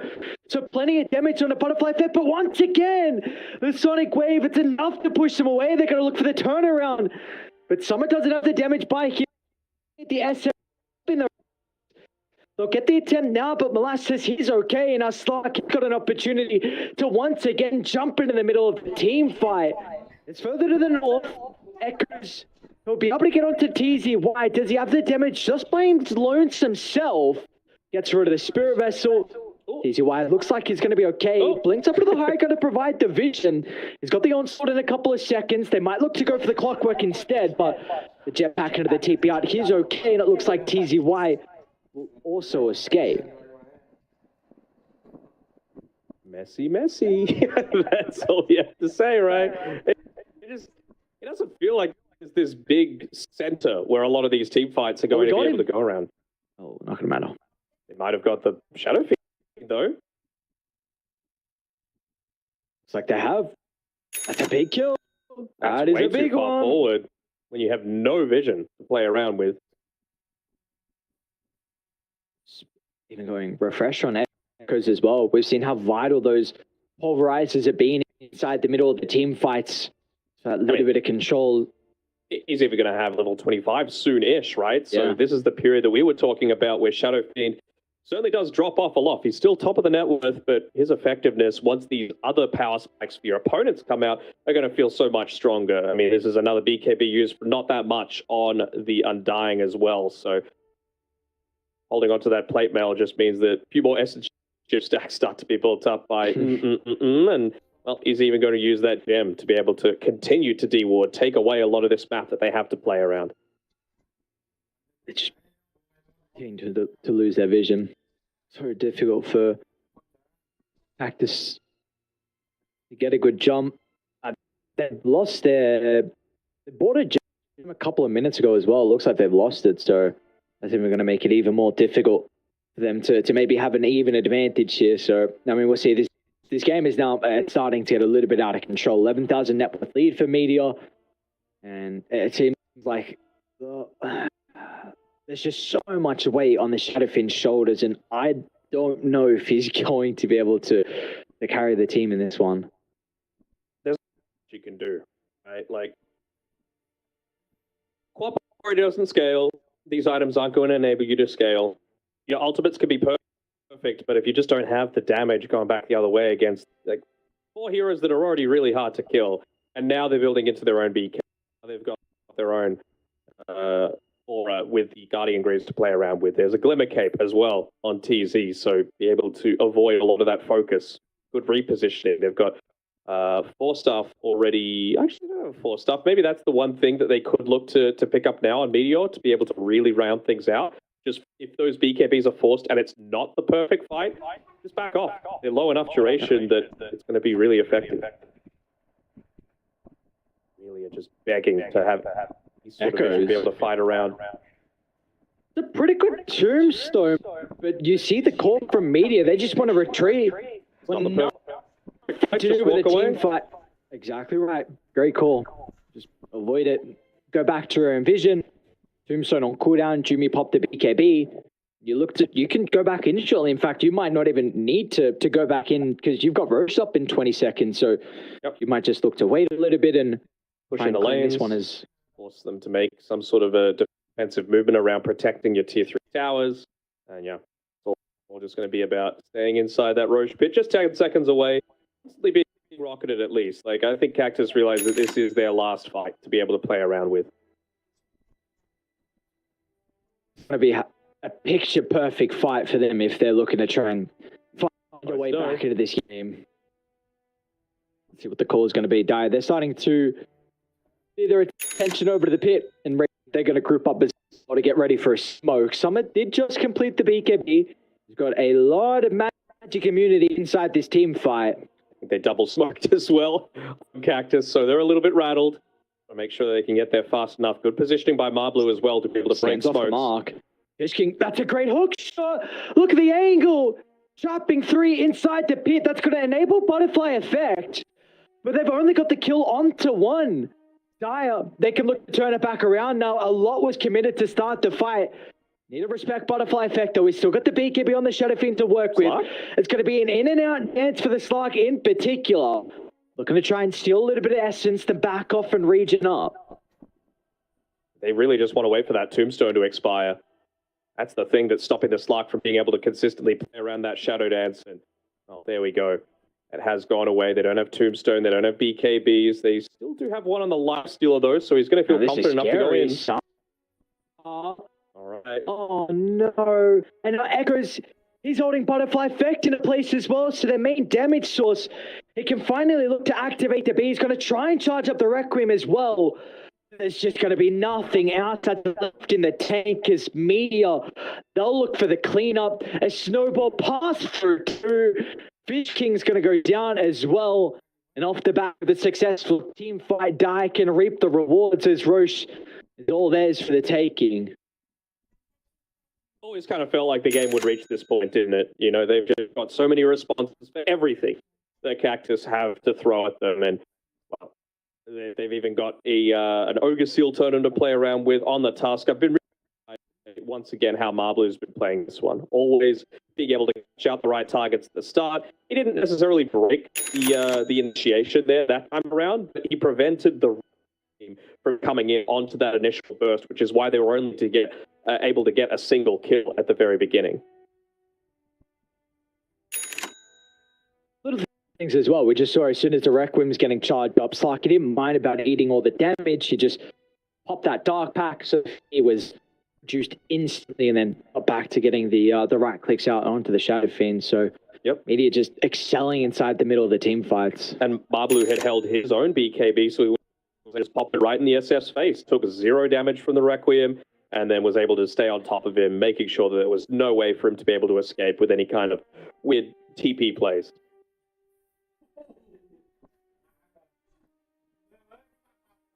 Lark's actually chosen to go the extra 1 second on the Shadow Dance duration as well.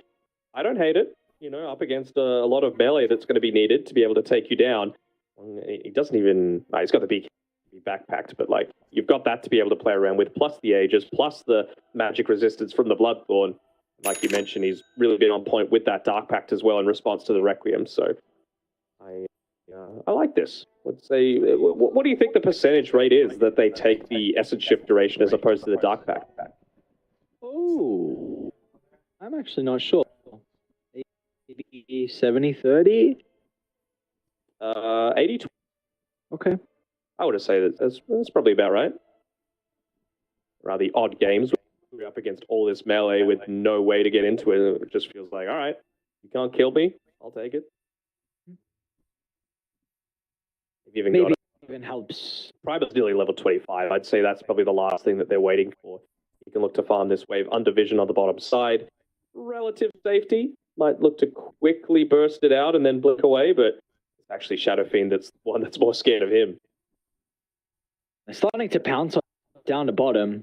See Here we if they go. can catch up Butterfly Effect before he gets back to the safety of his high ground. What did he go? Did he go Pulverized the... duration. Okay. Maybe just feeling like they are able to kite these fights enough that it's not going to be that big of a deal. And I mean, if you can just keep someone locked down for all that time, why not? They might even feel like it's worthy going on to the Clockwork first, considering he bought back in that previous Roche fight. And again, he's the only one that's going to be able to stop a BKB Pulverize. I guess the Lifestealer, right? If he's got the Basher, but sure. I would say the Lifestealer probably is the target to go on to. And I think the Clockwork is the person to enable the Shadowfin on. So if you just kill him, it's a free kill. It's not going to take a lot. 2100 health. He's going to be down for 70 seconds. It's just an easy kill to get that 4v5. They just use Sonic Wave up top just to be able to get these lanes out a little bit. So I wonder if they've got information about that. Mid lane, there's the jump in. Going to be able to kick away Butterfly Effect to the low ground. The Shadowfiend is in a vulnerable position. We can Sandstrong off the back of the BKB, but once it expires, Butterfly Effect needs to be conscious of his position. Can charge up. Refresher's going to be activated to get that pounce away. You don't want to lose the Aegis, it looks like, but one goes down and Cactus, they'll continue to hold the high ground. They will. That was on Echo. You see him there with the voice line. He says sorry. He uses the BKB, jumps in, but isn't able to get the Pulverize because finally someone just pops his rage in response to an aggressive kill attempt. So because he didn't go the spell immunity talent, because he went the duration, isn't able to get that initiation on, and don't feel confident enough to go for it. And of course, he doesn't want to use the Refresher just to refresh a BKB, so they're forced to back off. They'll only have about 10 or so seconds to make another one of those plays while still having the Aegis as well. So what Meteor Gaming choose to do.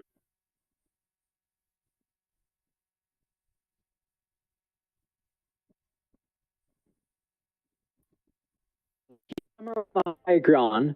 Still, he needs an Infest target.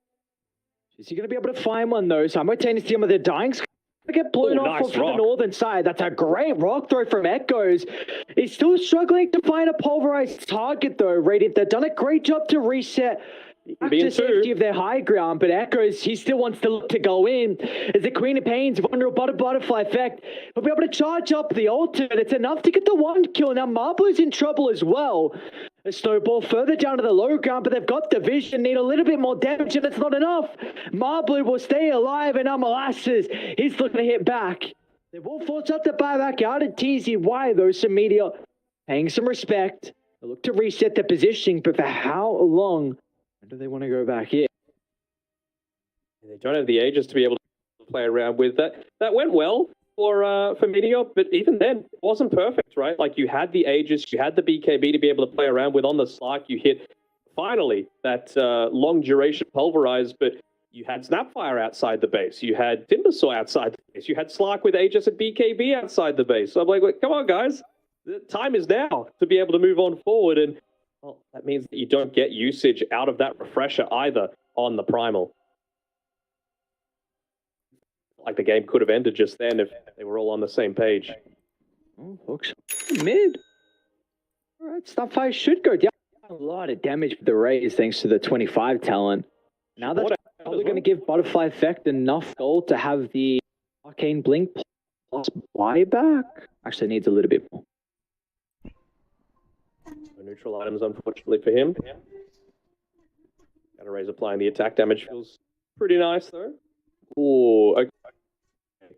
I kind of want to see the Lifestealer get that ascetics cap.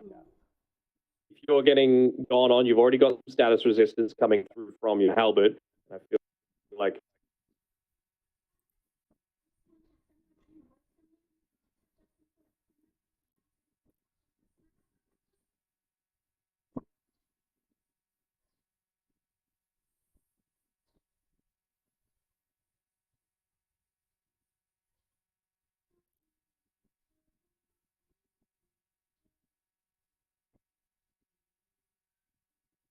Perfect. So the Shadowfiend, they were able to cancel out the Pulverize, and now Echoes up to tuning as well. No bash. He's going to be able to make it away. No bash. Because he doesn't have a basher. The Shadow Fiend at least was able to get the money for buyback off the back of that. But again, remember, it's a Shadow Fiend. He's got 12 souls at the moment. So really not that big damage dealer that we've come to expect. Push in bot and mid. And look to play around this. Again, Pulverize is almost back up. Well, it is back up. Refresh is almost back up. They're going to be cautious. One person shows Marblu. Is she going to kick him away? There's the instant kill onto the Undying. And there's the buybacks forced, but they're going to get nothing out of it. Fishkin will try. A great cookie is going to be able to protect Marblu. They still want to dive deeper inside. Where's that Arcane Requiem? I mean, what is he really going to be able to do? They'll turn their attention back over towards the Slark, but they're just lacking the control and the damage. Slark will stand strong with the activation of the Refresher. He's got a second round of the Shadow Dance. Butterfly Effect, he'll finally get that Arcane Blink into the Requiem, but it's not on top of anyone. Yeah, it does nothing. No one was on top, so... They're playing with their food a little bit right now on Meteor, and for good reason. I mean, from the draft, I feel like these are the guys that had it available to themselves, and yeah, they're not even going to go for that one last defense. GG on the Lifestealer. This was a draft issue for mine, plain and simple. You know, like I was feeling really confident with Meteor, even though I feel like Cactus are probably the better team in terms of their execution in game. I don't think it probably should have gone to the 49-minute mark. I think they had plenty of opportunities to close out the game until here, but you just respond to the picks that they were going.